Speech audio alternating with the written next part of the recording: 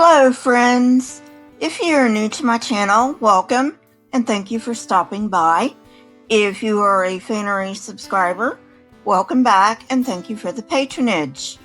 Today's topic is going to be on the birth of role-playing games. There's not much else I need to say, so let's get on with the video.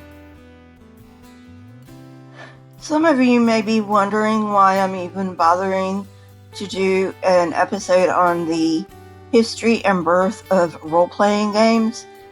It is because I feel that it is important to understand where these things come from, and that way we can get a better idea of what they truly are.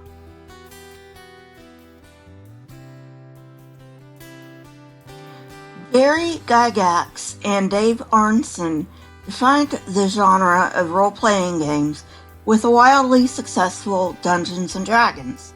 Interestingly, they drew their inspiration from wargaming, in which participants reenact historical battles with miniature soldiers.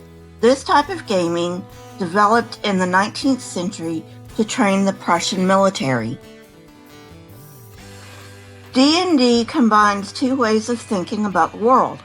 It takes the mathematical models and rules used to train Prussian officers with cultural trends of the 1960s, including interests in history, myth, and fantasy, as well as cooperation and imagination. The most important development for the fantasy role-playing game was the ability to create plausible situations in alternate reality, not the content of the fantasy. So let me give you a very brief history of wargames, since D&D is based on wargames. They are almost as old as warfare itself. They are simple games designed to represent battles that existed in Egypt and Mesopotamia. They are still played today. My dad is ex-military, so I know. War games changed after the Napoleonic Wars. George Leopold von Reiswitz introduced a new war game, but it was very tedious, and so someone else devised a simpler game that replaced dice with an umpire. This umpire would be a veteran officer who could draw on his combat experience, and this so-called umpire was the forebear to the dungeon master. These war games were not an escape from reality. In fact, they were expected to give the military people experience and to have immediate application in the real world.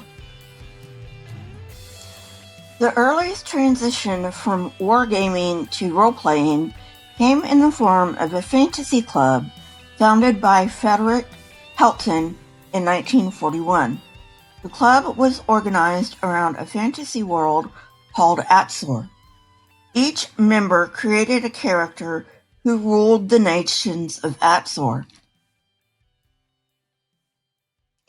The fantasy included not only simulated battles, but Atzorian currency and passports, and even a dictionary of the planet's language.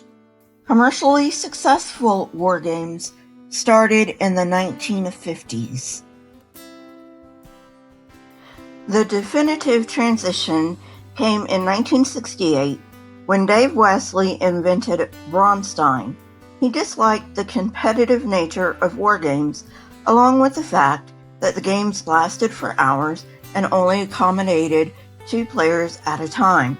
He rediscovered the referee element used by Prussian military to resolve conflicts. In the 1960s, Herron introduced Gygax to the Siege of Bodenberg, and Gygax started to modify the game.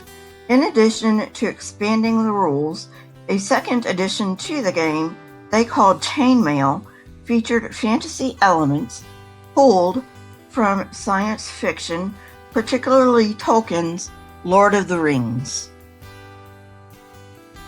Arneson continued to produce games that combined the elements of Bronstein with elements of fantasy.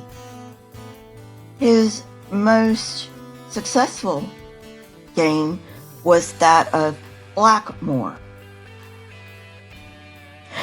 The premise was that the university students themselves had been hurled back through time into a medieval world that had monsters and magic.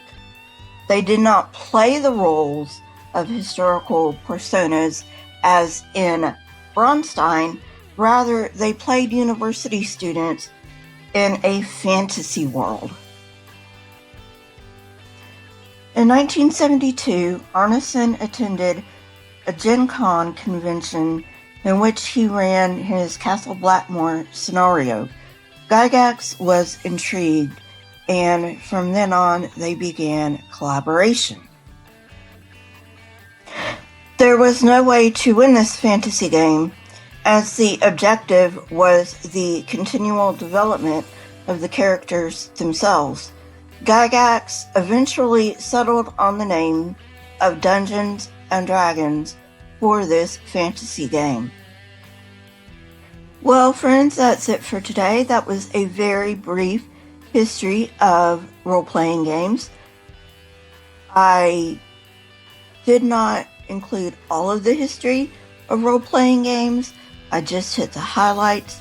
If you want all of the history, get Dangerous Games by Joseph Laycock. That source will be in the description as always. You can find my Twitter, Discord, email, and PayPal links in the description as well. Question everything and never be afraid. Please leave comments in the comment section. I love hearing from you. Here are a couple of videos from my library. If you have not watched them, go ahead and watch them and tell me what you think. Until next time, friends, goodbye.